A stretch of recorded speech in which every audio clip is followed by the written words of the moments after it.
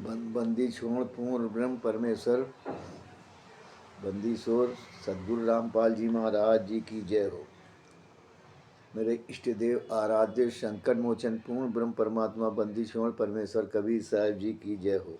बारम्बार सत सत कोट कोट करो शास्त्रों बार असंख्यो बार डंडा पर बंदी छोड़ संत गरीब दास जी महाराज जी की जय हो। स्वामी राम देवानंद बाबा गुरु महाराज जी की जय हो। बंदी छोड़ सदगुरु संत रामपाल जी महाराज जी की जय हो। सभी भक्त भाई भक्त भाइयों और बहनों को सत साहिब।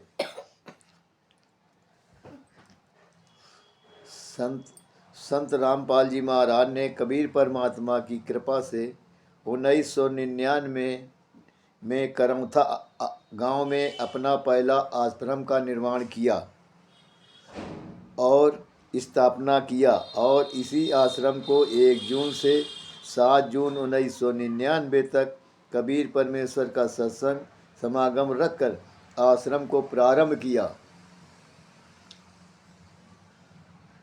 आश्रम में दूर दूर के पूर्ण आत्माएं परमात्मा का ज्ञान समझ कर आने लगी और रामपाल जी महाराज जी से नाम दीक्षा लेकर अपने आत्म कल्याण हेतु भक्ति करने लगे। परमात्मा की दया से पृथ्वी के हर कोने कोने से भक्तों की भीड़ बढ़ने लगी और नकली संतों को छोड़कर सदगुरु रामपाल जी महाराज जी के शरण में आने लग गई। इसकी भनक काल ब्रह्म को लग गई और काल ब्रह्म ने सदगुरु रामपाल जी महाराज की ज्ञानों को रोकने के लिए, प्रचार प्रसार को रोकने के लिए, अपने मुख का भोजन को बचाने के लिए करमथा आश्रम के विपरीत षड्यंत्र रचना प्रारंभ कर दिया। उस समय संत रामपाल जी महाराज जी ने स्वामी स्वामी दयानंद सरस्वती के अज्ञानों को न्यूज़पेपर, पत्रिका आदि के माध्यम से जगत एवं भगत समाज को बीच पोल खोलने लगे तो आर्य समाजी अपना पोल खुलते एवं धंधा चौपट होते देख काल ब्रह्म के षड्यंत्र में शामिल होने लगे और षड्यंत्र का ताना बाना बुनने लगे। आपको बता दें कि महेंद्र को जो एक आर्य समाजी का है ही इसको सपोर्टर था, तो महेंद्र जो है वो सदगुरु जी का जगत के नाते रामपाल जी महाराज जी का सगा भाई है। और सन 2005 ईस्वी में पुलिस विभाग से अपनी नौकरी छोड़कर करमथा आश्रम में काफ़ी मात्रा में चढ़ावा आता देख करके आश्रम में प्रवेश कर दिया। बाद में अपने दोस्त बलजीत सिंह लहरी को आश्रम में लाया। धीरे धीरे रामपाल जी महाराज जी के सारे रिश्तेदार एवं घर परिवार वाले आश्रम में प्रवेश कर गए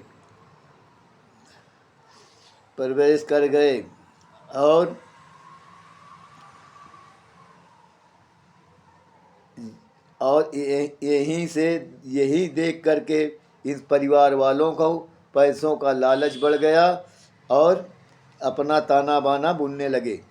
जबकि संत रामपाल जी महाराज ने अपने जगत के परिवार, बाल बच्चा, पत्नी को एवं घर बार को सन 1994-95 में त्याग दिया था। अपने परिवार को त्यागने के संबंध में गुरुजी ने स्पष्ट सत्संगों में बताया है कि मेरे 4 औलाद थे, 2 बेटी 2 बेटा, मगर वे कितना खातिरदारी करते थे मेरी, उनका क्या कहना आचरण था मुझे खूब पता है। मैं उनमें ही अगर भूला रहता तो आज परमात्मा की दया से कुछ प्राप्त न करता। जब मैंने इन्हें त्यागा और कबीर परमात्मा में अपना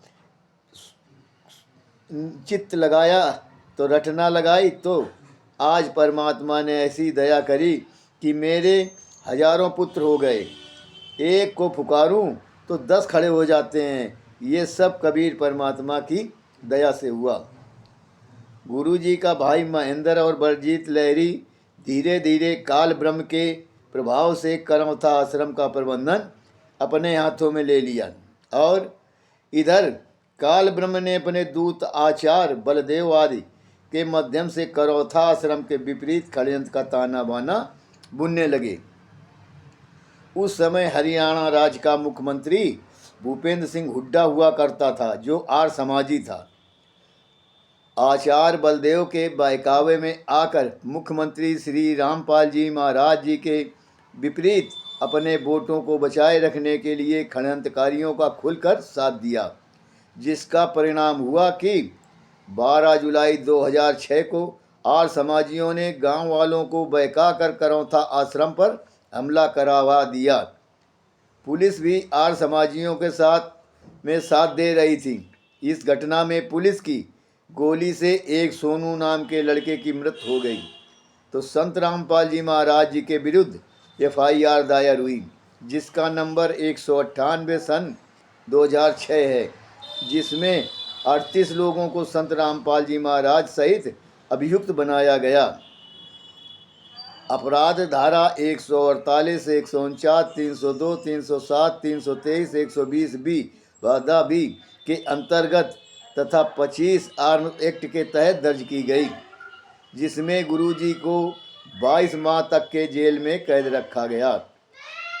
और इस कांड में गुरुजी को चंडीगढ़ हाई कोर्ट के सिंगल ब्रांच ने दिनांक 2 अप्रैल 2000 चंडीगढ़ के हाई कोर्ट को सदगुरु रामपाल जी महाराज जी को पर्सनल ब्रांड पत्र व्यक्तिगत बंद पत्र पर छोड़ दिया।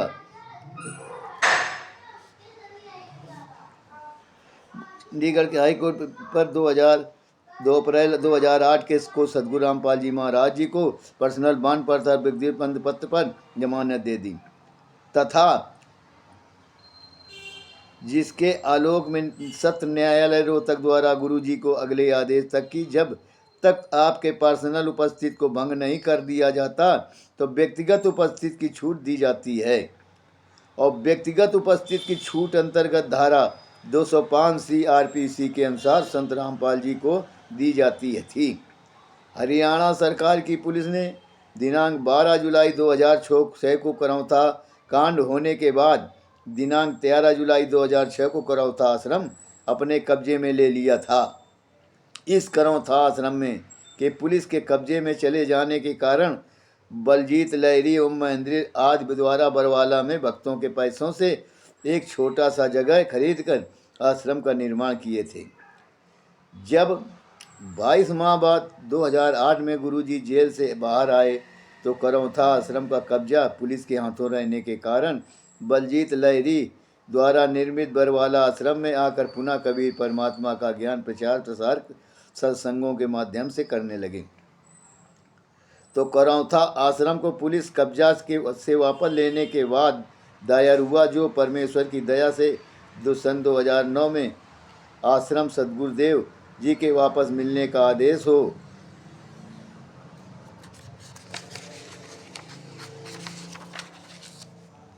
गया।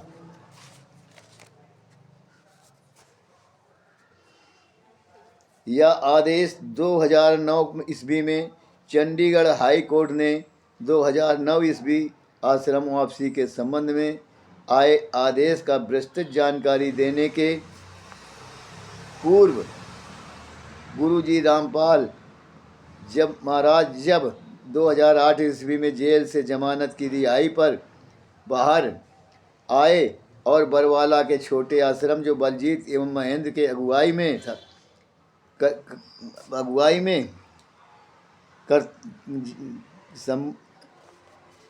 में निर्माण कराया गया था, में आकर पुनः सत्संग करने लगे के संबंध में चर्चा करूंगा। सर्वप्रथम ये जान लें कि सन 2006 ईस्वी में गुरुजी के जेल में गए थे तो उनके तरफ से अधिवक्ता वीरेंद्र सिंह देसवाल कार्य करते थे। शेष सभी 37 लोगों का अधिवक्ता RS हुड्डा रघुवीर सिंह हुड्डा थे।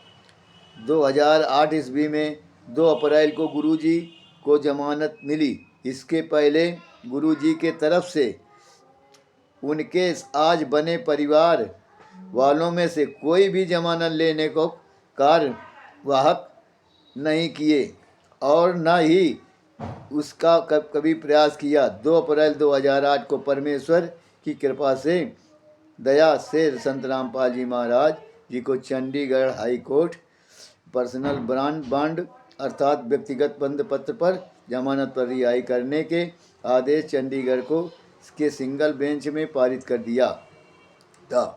संत रामपाल जी महाराज स्वयं अपना व्यक्तिगत बंद पत्र न्यायालय रोहतक में देकर जमानत सिर्फ पर बाहर आए थे। आपको विदित होगा कि संत रामपाल जी महाराज जी अपने जगत वाले पारिवारिक रिश्ते नाते घर बार धन दौलत खेत बधार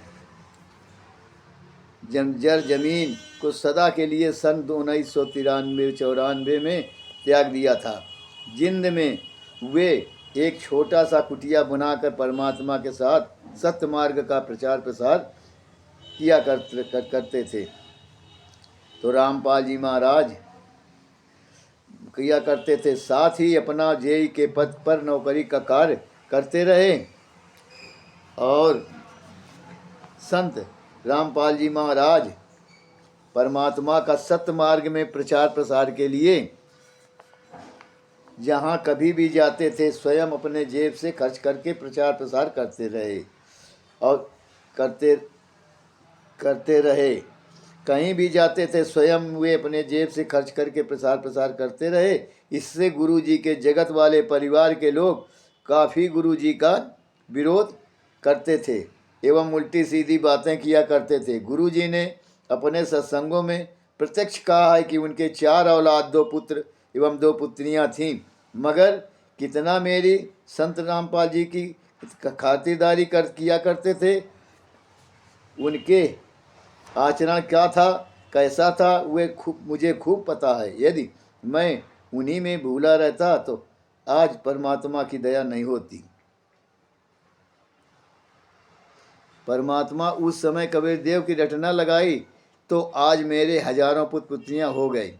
एक को पुकारूं तो 10 खड़े हो जाते हैं खातिरदारी में, मगर 2004-05 ईस्वी से लगातार आज 2022 ईस्वी तक ऐसा क्या हो गया जो गुरुजी अपने हजारों पुत्र पुत्रियों से मुंह मोड़ अपने जगत वाले परिवार के चंद लोग जो आर समाजियों का समर्थन में अंदर ही अंदर बीज बो रहे थे, रोप रहे थे, उन्हें अपना रक्षक सेवक एवं प्रबंधक बना स्वयं को एक मूर्ति की तरह स्थापित कर जेल नामक मंदिर में बैठे इन चंद लोगों परिवार एवं रिश्तेदार वालों को उस मंदिर के मूर्ति की सेवा पूजा पाठ एवं ज्योति दान आदि को ग्रहण करने हेतु मंदिर का पांडा बना भक्तों के भक्ति के साथ साथ उनके पसीने एवं सत्य की कमाई को नाश कराने हेतु स्वीकृति दे दी।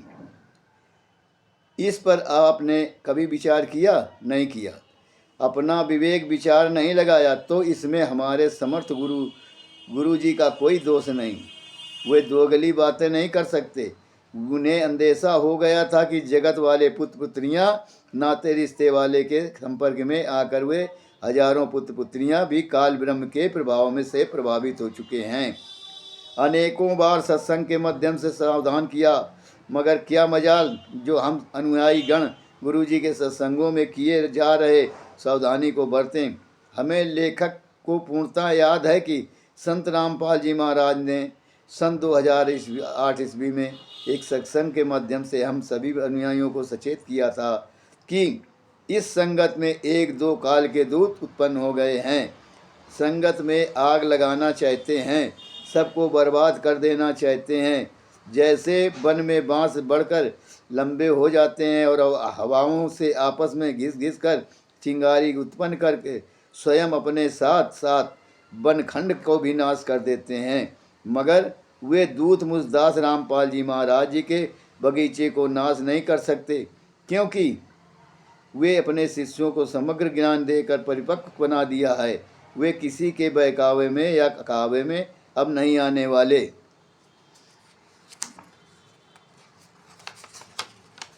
सत साहिब। हे भगत भाइयों, आप सभी भक्तों से निवेदन है कि उस राष्ट्रीय समाज सेवा समिति एवं मैनेजमेंट के हत्यारों गुंडों के पिछलग्गू न बनो और परमात्मा की शरण में आओ और ये ज्ञान अमृत पुस्तक, ज्ञान अमृत एवं षड्यंत्र का विष नामक पुस्तक, इसको देखो और इसमें पढ़ो, समझो। सारे जितने शुरू से सुनानी धाम से ले करके और बरवाला कांड के 429 430 तक के सब पूरा जजमेंट है, और इस जजमेंट को समझो, पढ़ो, देखो, किताब को पढ़ो और समझो कि मेरे गुरुजी किस तरह से फंसाए गए हैं। ये काल प्रेरित महेंद्र जो सगा भाई नाते से है, और बजील लहरी, पुरुषोत्तम और सैनी और इनके सदगुरुदेव के पुत्र पुत्रियां, इन सबों ने मिलकर गुरुजी को आश्रम में बंधक बनाकर रखा था और केवल इनको सत्संग करने का आदेश दिया था कि आप सत्संग से मतलब रखोगे और कोई किसी बात से मतलब नहीं रखोगे। और इसीलिए परमात्मा सदगुरुदेव रामपाल जी के पीछे ये बंदूकधारी असलाधारी सब चलते थे, मगर हम तुच्छ जीव कुछ नहीं समझ पाए कि ये क्यों चल रहे हैं, और ना किसी ने भी कहा, समझा है तो किसी भी ने कहा, कहने की हिम्मत नहीं हुई। तो उसी का परिणाम है कि आपने लोगों ने सत्संग में कुछ नहीं समझा कि गुरुजी सत्संग में क्या बता ज्ञान दे रहे हैं। अगर समझ जाते तो ये गुरुजी आज जेल में न होते। तो अब भी कम से कम उन मैनेजमेंट वालों और RRS राष्ट्रीय समाज सेवा समिति के हत्यारों, गुंडों, महालुटोरों, ठगों के पीछे न लगो। उन्हीं के टुकड़ों में डाल देते हैं तो पीछे तू करते हैं तो भागते चले जाते हो। तो समझ जाओ, नहीं बात को पछताओगे। सत साहिब। और सभी भक्तों भाइयों से निवेदन है कि जहाँ इनके नामदान सेंटरों के भगत ये पुस्तक, ये ज्ञान गंगा और गहरी नज़र गीता और 2-4 पुस्तकें जो है कहीं भी बेचते मिल जाए तो इनको पकड़ो और उनके जूतों से पिटाई करो, और 112 नंबर में फ़ोन करके फ़ोन करो और इनको पकड़ो, जेल के अंदर करवाओ। और थाना पास पड़ोस के थाना चौकी इंचार्ज, थाना इंचार्ज को फ़ोन करके बुलाओ, और बुला करके इनको हाथ में हथकड़ी लगवा करके जेल पहुंचाओ। सत साहिब।